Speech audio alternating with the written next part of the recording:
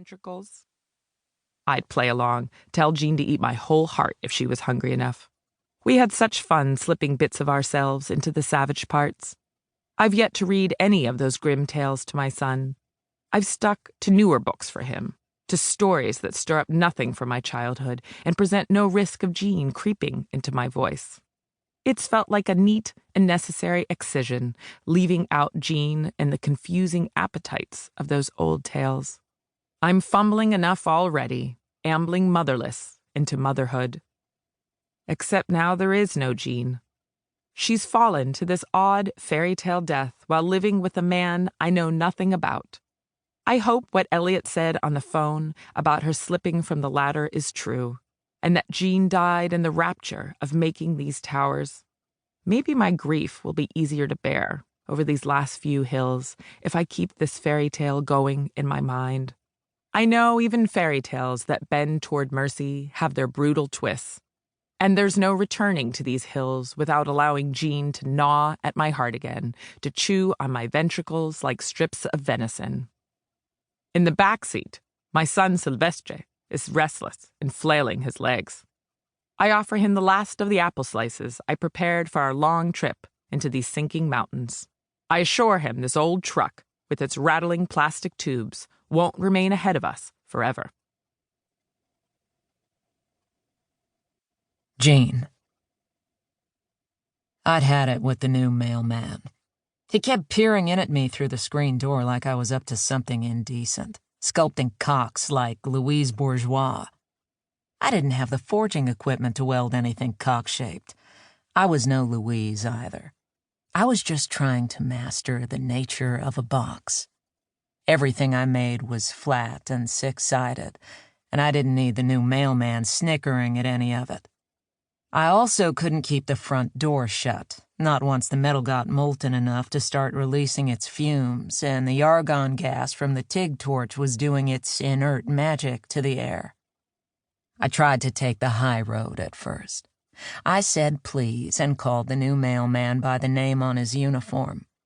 I said, "Kenny, could you please just leave the mail on the front steps, even if it's pouring?" I told him I didn't care if my bills got soggy. Kenny said sure, and then went on doing exactly what I'd asked him not to, creeping up to the screen door to spy on me. When he got here yesterday, I was sawing the heads off a new batch of spoons. I used the spoon heads for the capsules I started brazing onto my boxes to add a few lumps of surprise to the sides. I knew who at the flea market tended to have silver spoons. The silver ones were far softer to saw through than stainless steel. The real fun, though, was choosing what to place inside the spoon heads before I welded the capsules shut. I sealed all sorts of things inside. Bits of photos, the buds of pine cones, whatever I damn well pleased. Oh, I'd waited so long for these freeing days. Too long to put up with Kenny's mocking face. When he snickered again at the screen door, I had to march out with my bow saw and let him know I'd slice off his goddamn nose if he came onto my porch again. With half of this town packing heat when they went out for groceries, a threat with a saw seemed reasonable enough. This morning, at the creak of somebody coming up the front steps, I grabbed my bow saw again from the workbench. I was ready to let that bastard think I meant it. Except it wasn't Kenny. It was the woman who'd moved in next door a few months ago with 2 grown kids. I'd yet to speak to any of them. I'd been keeping an eye on the idle son, though, as one does when a young man moves in next door who does not appear to have a job or anything to do with himself besides sit out on the front steps, swiping at his phone screen and spitting in the grass. The daughter had more spark to her, marching off each morning to school in her purple high tops, never a minute past 8:15.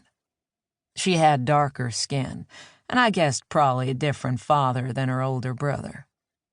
Their mother didn't step outside much. Her arrival on my porch was the first time I'd seen her up close, her dim blue eyes and limp blondish hair.